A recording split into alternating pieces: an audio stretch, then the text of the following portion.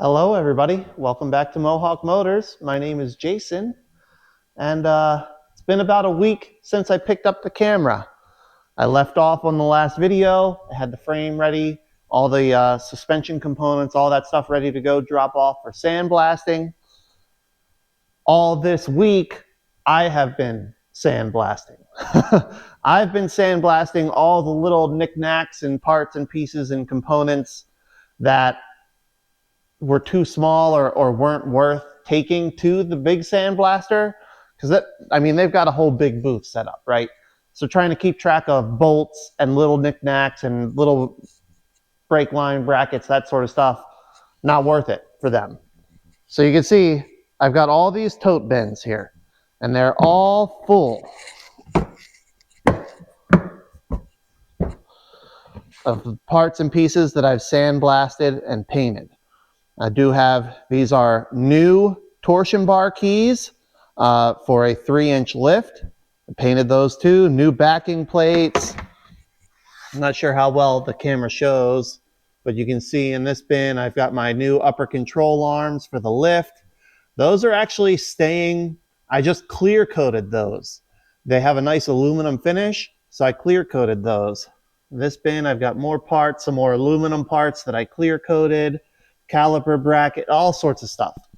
All the other little pieces that go on the frame, the steering knuckles, the brake backing plates, the tiny little brake line brackets that connect the brake lines to the frame.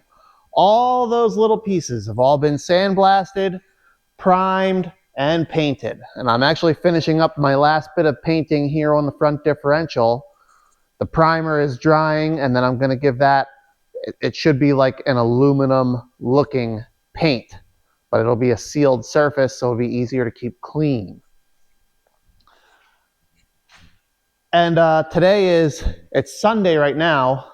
The sandblaster called me on Friday. My frame is finished, so we're going to go pick the frame up tomorrow. And I'm trying to finish up my preparation to be able to go get the frame and just start putting it all back together as soon as I have it. So like I said, all the pieces, I've got the front differential should be ready to go back in tomorrow. My painting goes to schedule, I'll have that ready. And this is the level I've gone to, guys. This is way further than I've ever gone on one of these trucks before. I even sandblasted and painted the front axle shafts.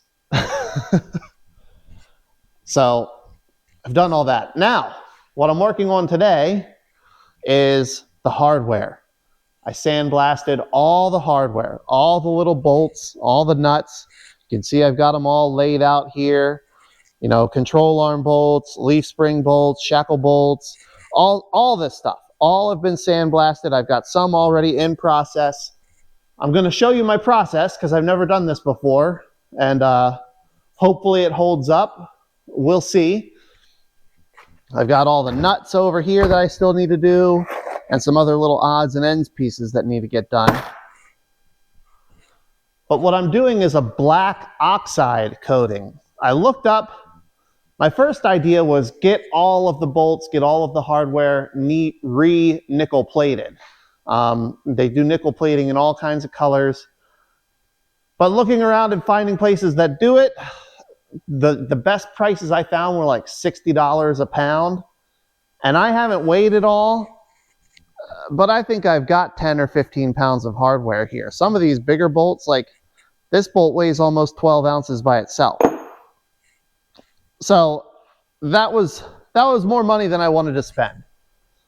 And then I did some more research, some more looking. My primary goal here is I just don't want the hardware to rust. I wanted to get it clean, get all the grease and debris and whatever else off of it. And then when I put it all back together, I don't want it to rust. So I found some people on YouTube and in forums that have done a black oxide coating. And I've had good success with that. I don't need this stuff to hold up to winter. This truck will never be driven in the winter again. But I need it to be able to, if I get caught out in the rain or things like that, I don't want the hardware to rust. So, like I said, we're doing a black oxide coating. And I've done a few rounds here now. I'm about to pull the first batch out of my sealing oil, and I'll see how it looks, and then I'll show you the process. So the way I'm doing this here, I'm using a product, this stuff had really good recommendations. It's not cheap. It was like $75 for the 1 liter bottle. But this should be, I mean, this is probably a 2-year, maybe 3-year supply of solution to be able to blacken any and all hardware that I want to do. So this stuff is made by Caswell. It's called black oxide concentrate, and it has the instructions right on it. Key point here is it says mix 1 pint of oxide concentrate with 9 pints of distilled water. Basically, it's a 1 part concentrate to 9 parts distilled water mixture. And that's what I've got here in my first cup. 1 part concentrate, 9 parts distilled water. All my research and what I've been seeing people doing in forums and watch videos, they let it soak. They let their hardware soak in here for about 5 minutes. That's what I've been doing. Then you rinse it. Stage 2, this is just plain distilled water. Rinse in distilled water. Then I'm blowing dry with compressed air, and then letting it soak in some used engine oil. What I read and what I believe to understand here is the concentrate obviously creates the black oxide coating on the outside. We're just rinsing off any excess concentrate and stopping the reaction here in the distilled water. And then the oil seals the pores. You could use whatever oil you want. I'm going for as black a finish as possible. So I've got some nice black used diesel oil. So hopefully we'll have a good black finish when it's all said and done. And then everything I've seen says once you let the excess oil drip off, then you use it. So that's what we're going to try to do. But it's really, it's not a complicated process, guys. The bolts go in. I'm trying to get them in here without splashing all over the place. I've just been doing little small batches, 4 or 5 bolts at a time. Maybe a few more. How about this one? Get them all in there. And then I set my timer. So we'll let those soak, then we'll come back, we'll rinse, we'll dunk, we'll do the next batch. All right, everybody. Well, you'll have to forgive me here for whatever reason. The audio file corrupted on this video, so we're the 5 minutes is up. I'm pulling the hardware out of the black oxidizing solution, giving it a little rinse in the distilled water, blowing off all the excess water, get it as dry as I can with compressed air, and then it goes right into the used motor oil. And we get the next one. And repeat. Pull it out, rinse it off, blow it dry, and then into the used motor oil. So here's a up close look at what the bolts look like after the oxide solution and rinse and being blown off. I'll drop that one in the oil. Now those get to soak while I do the next batch into the oxide solution. So I drop those in, reset my timer for 5 minutes, come back at the end of the 5 minutes, get the bolts out of the oil and onto the drying cloth, and then take the bolts from the oxidizing solution and put them into the oil. All right, everybody. It's Monday evening now. I spent pretty much all my workshop time yesterday getting all of my bolts and hardware black oxide coated.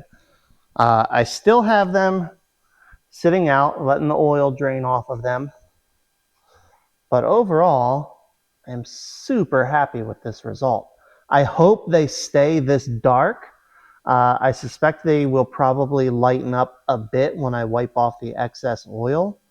but even if they stay close to this color, I'll be really happy. And hopefully they will be as rust resistant, corrosion resistant as other people have said. So update on that. Now, also, very exciting news.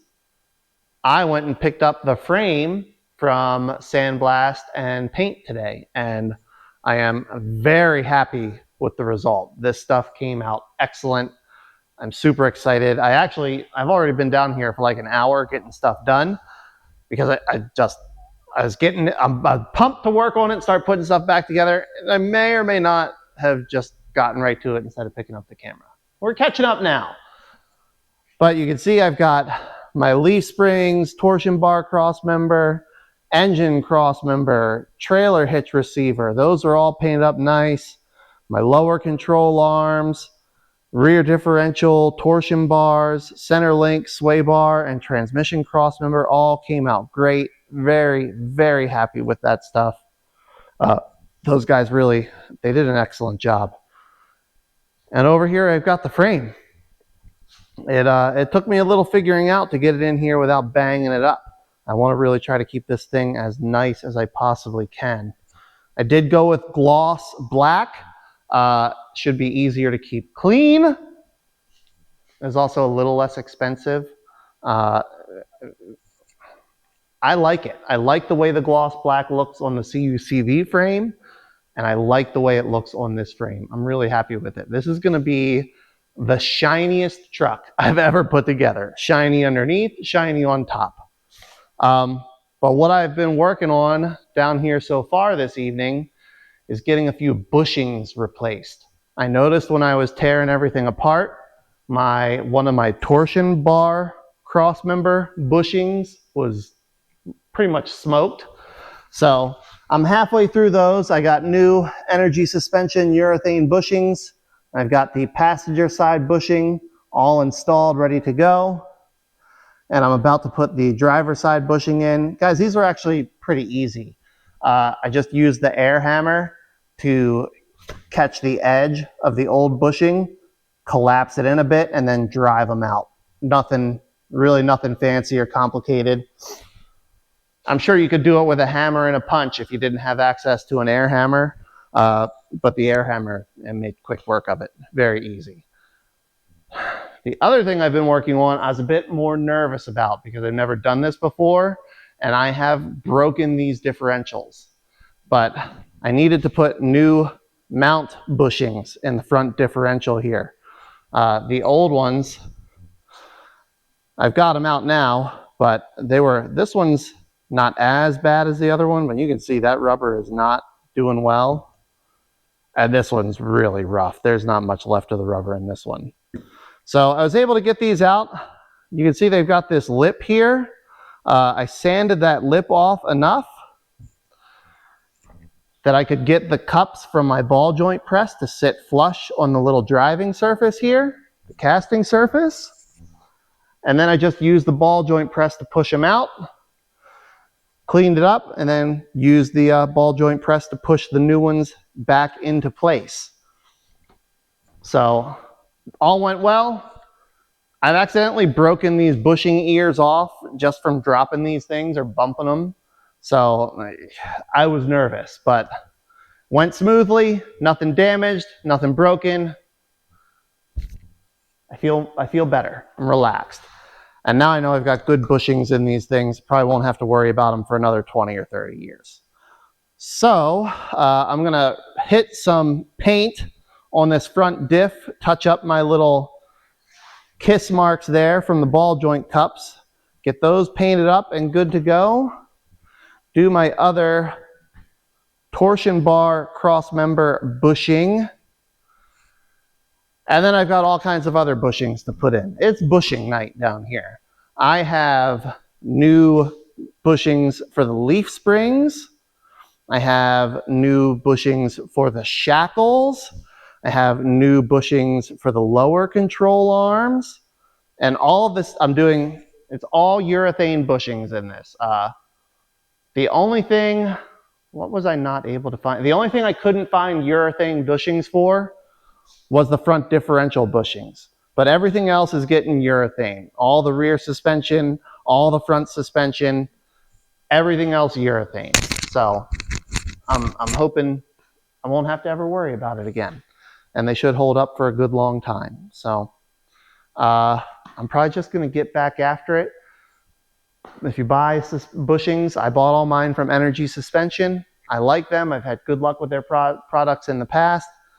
So they come with instructions. You follow the instructions, you put it together. There's nothing for me to show you or teach you. There's no tricks.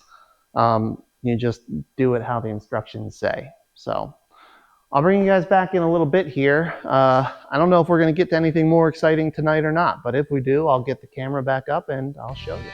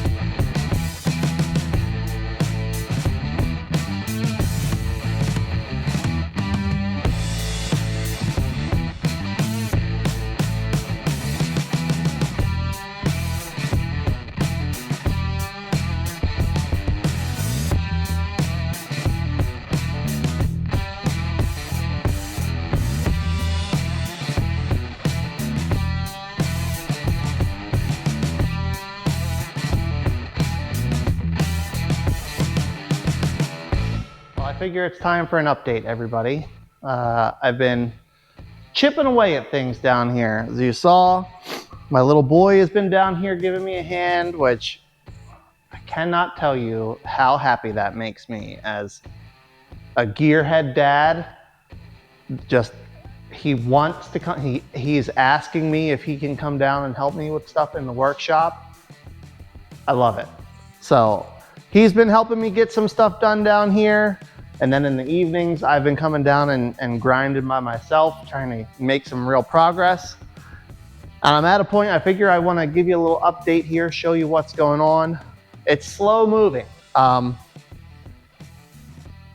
trying to preserve the paint, and I'm trying to preserve the oxide coating on my hardware as much as possible. So I'm tightening everything by hand.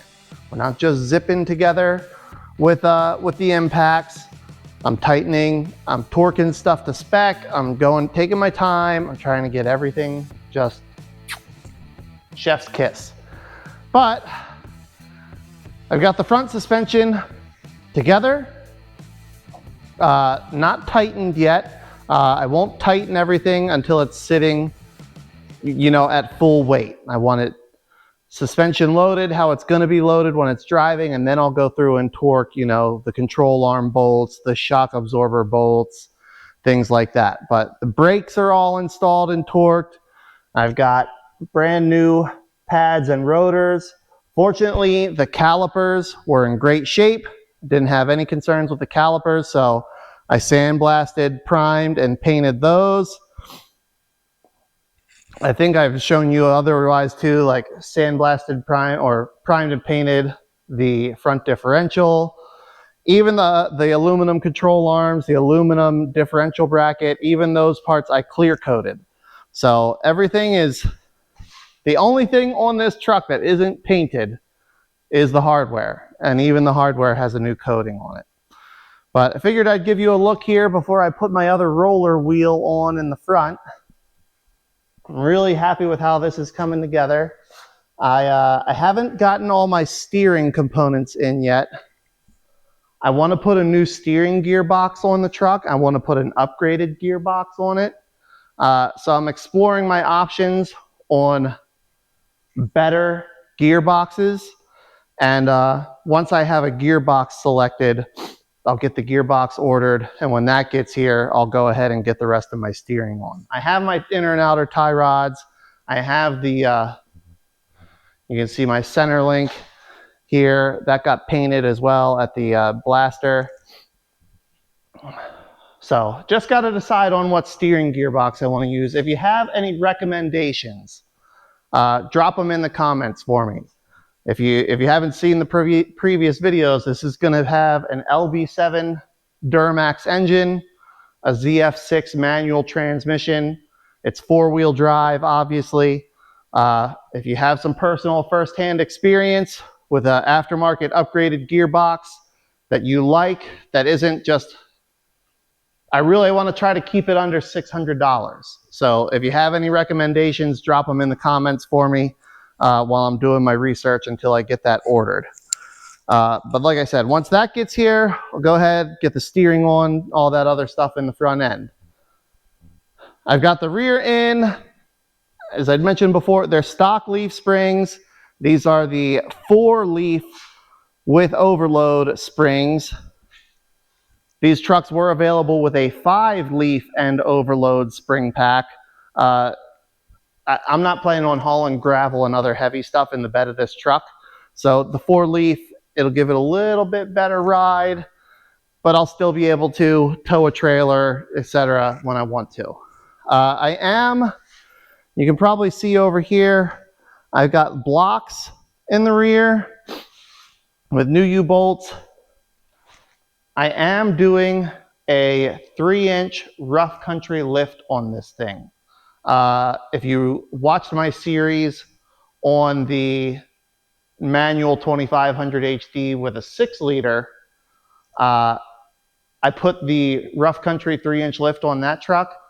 I really like that lift. It rode nice. It was not difficult to get it aligned when I was all done. And the price is very reasonable. The biggest factor for me is I hate the lift kits that have drop brackets, so they lower the lower control arm with brackets. And every one of those that I've seen also removes the torsion bar cross member below the frame. And as a result of that, the torsion bars also hang lower. I just do not like that look. And I'm not going for biggest truck in the world, king of the hill. I just want to fit some slightly bigger tires. And in order to do that, I loved the tires I had on that other 2500 HD. They were about a 35 1250 tire, and that's more than sufficient for what I want to put on this truck. So I'm running that same rough country lift, blocks in the rear, torsion bar keys in the front, the upper control arms, as you can see, new shocks all the way around.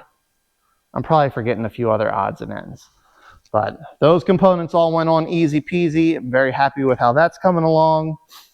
I've got my new stainless steel fuel lines installed, and actually I used the Dorman kit. They have a connection right here along the frame rail, which made it very easy to get them in and get everything connected. So I'm really, really happy with that. And they're nice quality lines. They're connections pushed together. I'm very happy with those. We'll finish getting the lift pump and everything else installed once I'm ready to pull the drivetrain out of my donor truck. I want to be able to drive the donor truck around until I'm ready to strip off everything that I need and then unload the leftovers. So that's why I haven't gone any further on that yet. But it's coming along, like I said. I think I mentioned before too, I am really, really digging the finish on my suspension, on all this hardware that I black oxided. It really looks good. Also got my end caps installed on my cross member back here. That was one of the first things I did when we got it in the shop. So just wanted to give a little update before I throw this other roller wheel on and get going again. It's kind of hard to get any real real good video of me doing this stuff. It's a tight space. Like I said, it's slow. Even if I time lapse it, it's going to be slow. So until I get to a point that you can actually see some stuff happening again, I'm just going to do some check-ins. So I'm getting back to it. It's Friday night in the workshop, one of my favorite nights of the week. Keep grinding. I'll see you guys in a little while. Well, ladies and gentlemen, it's been a few days. I've just been plugging along, putting stuff back together. It's not super exciting. It's very slow. I'm taking my time. I'm making sure everything that needs to move gets lubricated. Everything that needs to stay still gets torqued, etc. Like, it's slow going, especially too because I'm trying not to mess up any of my paint. I'm trying to be very cautious of that. So slow progress, but I'll show you what I've gotten done. You can see some of it. I'm about to finish up the rear brakes. I've got all new hardware in the parking brake and new parking brake shoes. You can see I've got new rotors and new pads. The calipers and brackets, those were all good. The hoses were all good. So I blasted and painted up the calipers and brackets. So those all look nice and clean. I'm waiting on the axle flange gasket for this side, and then I'll be able to poke that back together. The rear end will be ready to roll. I have my stainless brake lines here for the rear axle too, so I'll probably try to get those on this evening.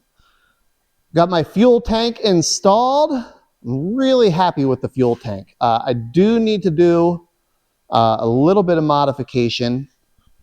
My lift pump has a suction straw.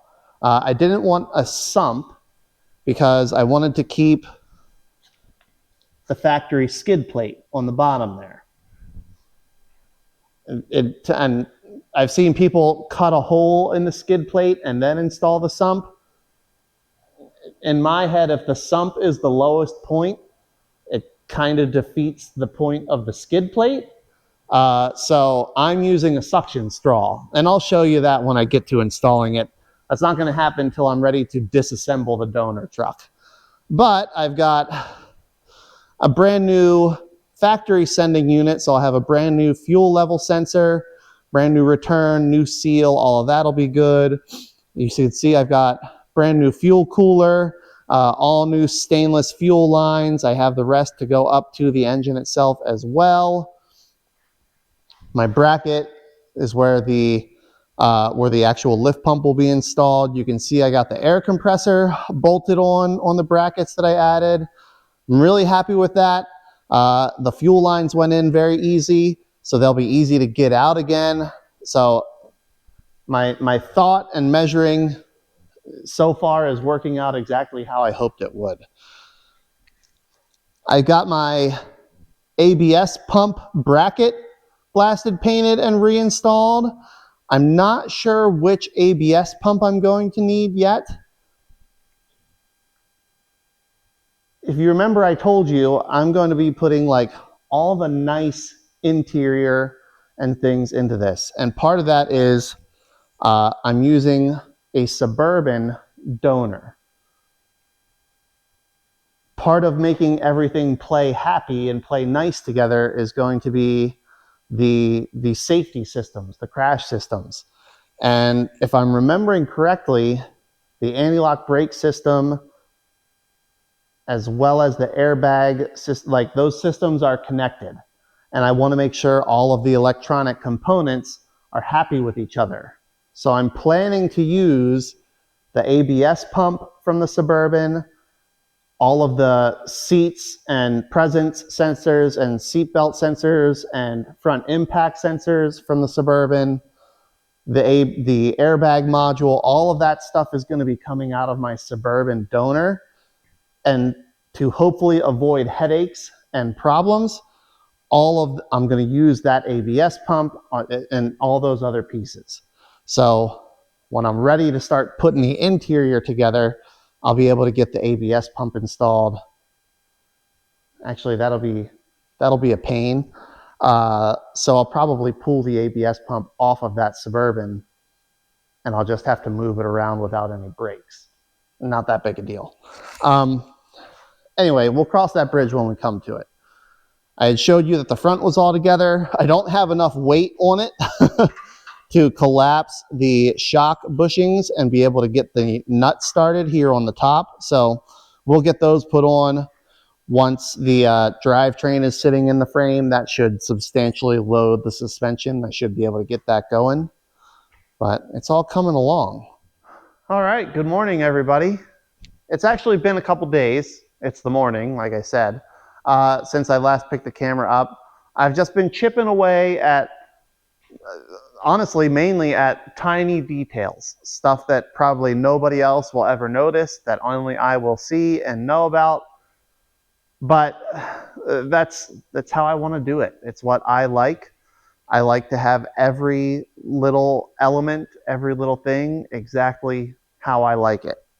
And I'll show you some of the details, and I think I'm gonna wrap this video up. I feel like it's getting long, and I want to get a video out. So let's look at some of this stuff. And here's a good example right in the front.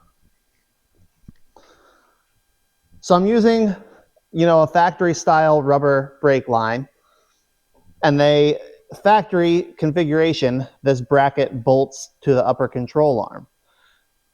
I'm using the rough country upper control arms, obviously, and they do come with holes in them on both sides, but they don't come with hardware that is correct.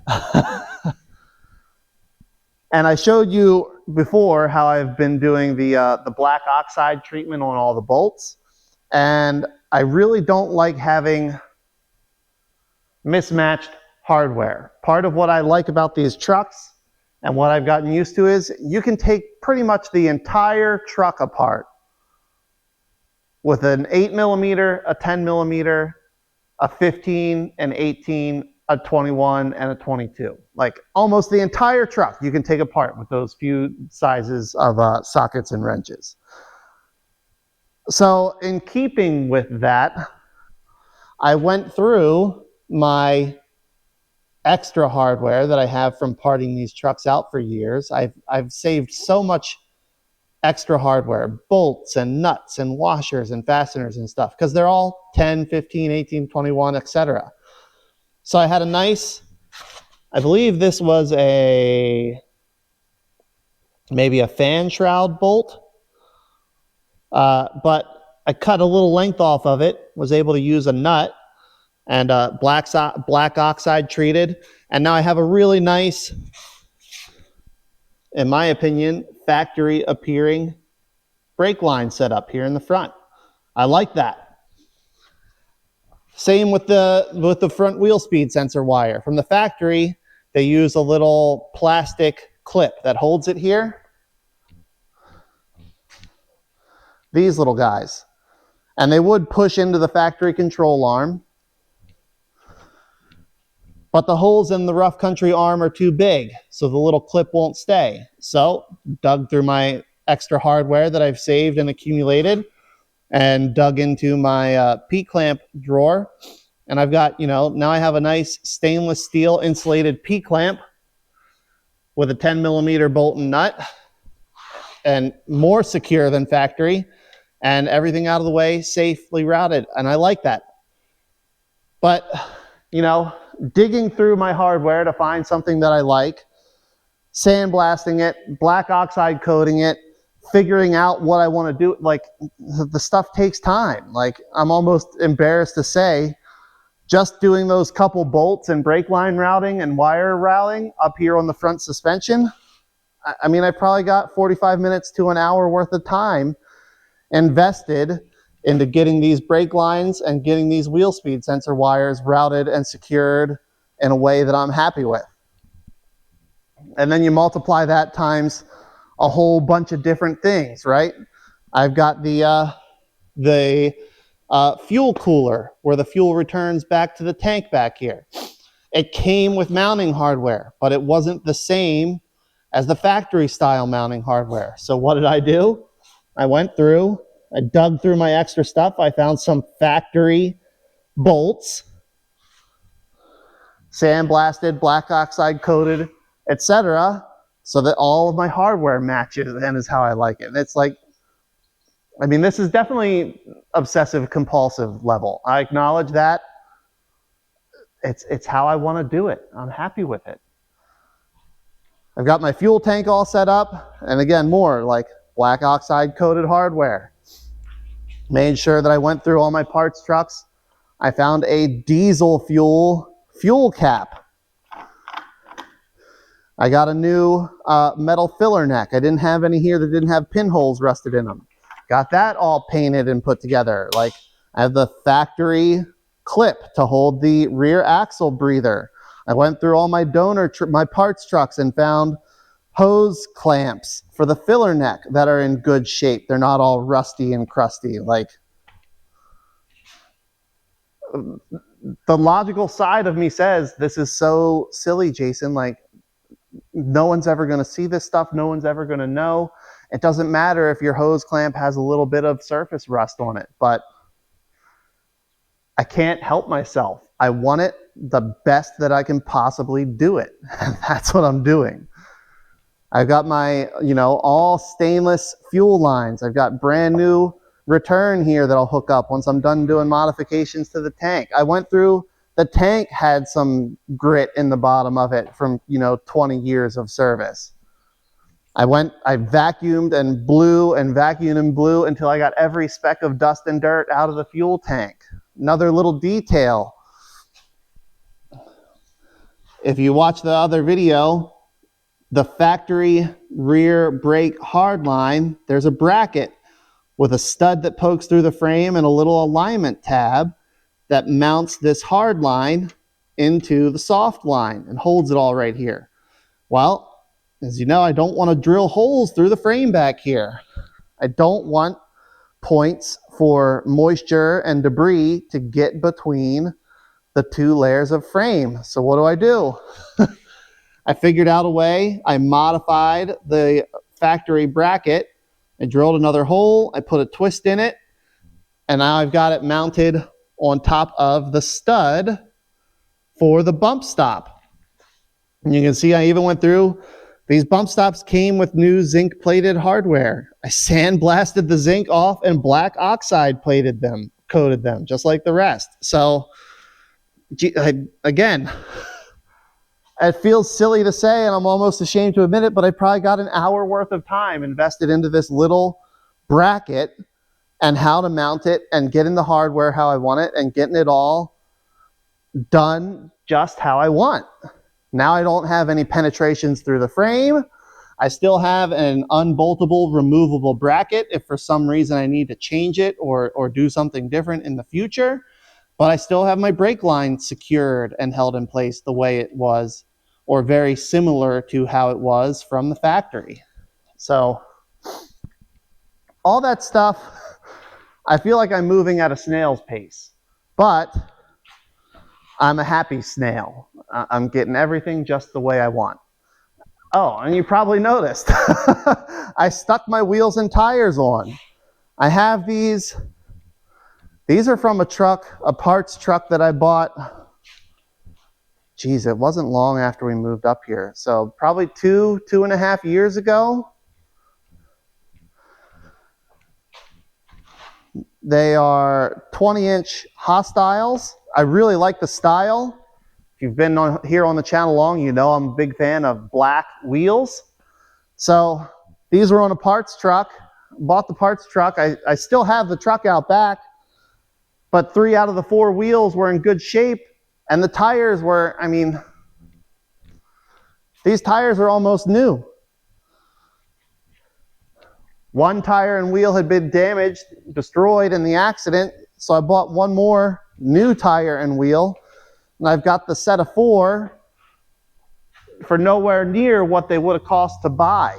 And I really liked them on the truck they came off of. I think they're going to look really good on this truck, especially after I get it all painted, get the body painted the way I want.